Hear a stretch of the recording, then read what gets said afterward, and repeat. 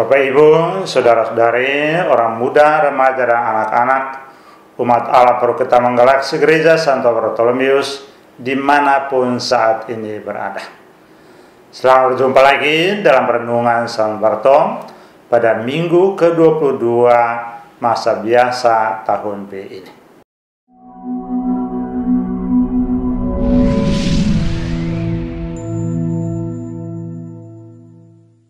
Tema renungan kita pada minggu ini adalah apa yang penting dalam kehidupan beragama.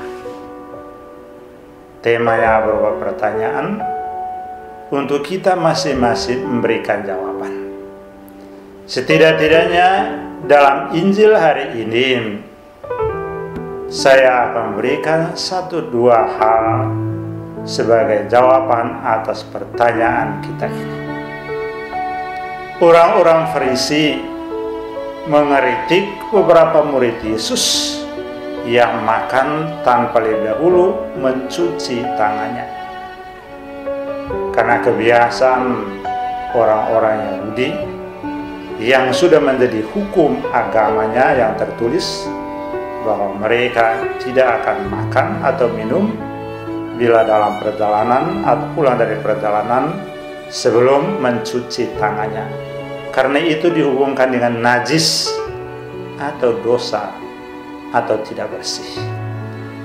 Bukan soal higienis saja, melainkan berhubungan dengan hal keagamaan. Terhadap kritik ini, Yesus balik mengeritik mereka dengan mengajak supaya hidup jangan hanya tampak lahiriah yang diperhatikan, melainkan lebih dari itu, hati yang harus diperhatikan. Dari jawaban Yesus ini, baik kita jelas bahwa kehidupan beragama tidak cukup hanya kegiatan-kegiatan fisik lahiriah yang nampak, tapi harus bersumber dari hati. Tidak cukup membersihkan diri, badan, dengan juga menggunakan make up yang mahal, pakaian-pakaian yang mahal, tapi juga harus mempercantik hati sebagai sumber dari pikiran, kata-kata, tindakan, dan perbuatan-perbuatan. Bapak, Ibu, saudara-saudari yang terkasih dalam Kristus, karena itu baik kita yang terpenting dalam kehidupan beragama adalah tindakan membersihkan atau memurnikan hati yang rohani, karena situlah pusat segala-galanya.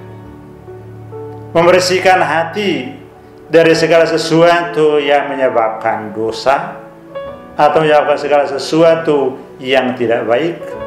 Tidak hanya sekedar menerima sakramen baptisan pertama kali untuk selama-lamanya, lalu selanjutnya sakramen tobat, tapi harus juga lebih dari itu, membersihkan hati atau batin yang menjadi sumber seluruh kehidupan kita sebagai orang beragama. Pertama-tama adalah suatu niat, kehendak, tekad yang kuat atau yang positif untuk selalu pikirkan yang positif, katakan yang positif, lakukan yang positif.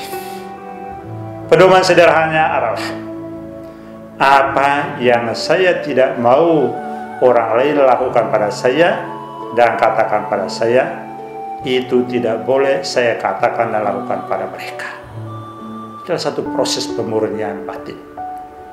Atau secara positif, apa yang saya ingin orang lain katakan, bahkan pikirkan dan lakukan pada saya, itulah yang saya pertama-tama berjuang dan berusaha untuk pikirkan, katakan, dan lakukan pada mereka.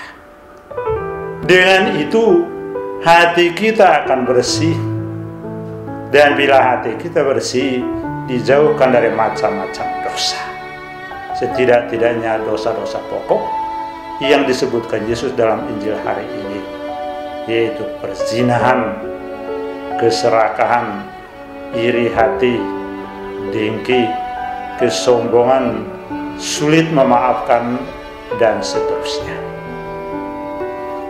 Bapak, Ibu, saudara-saudari, orang muda, anak-anak, dan remaja yang terkasih dalam Kristus.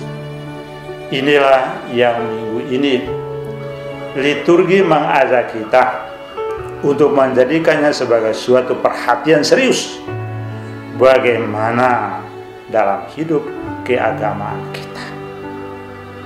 Kendati pun saat ini dalam suasana COVID-19,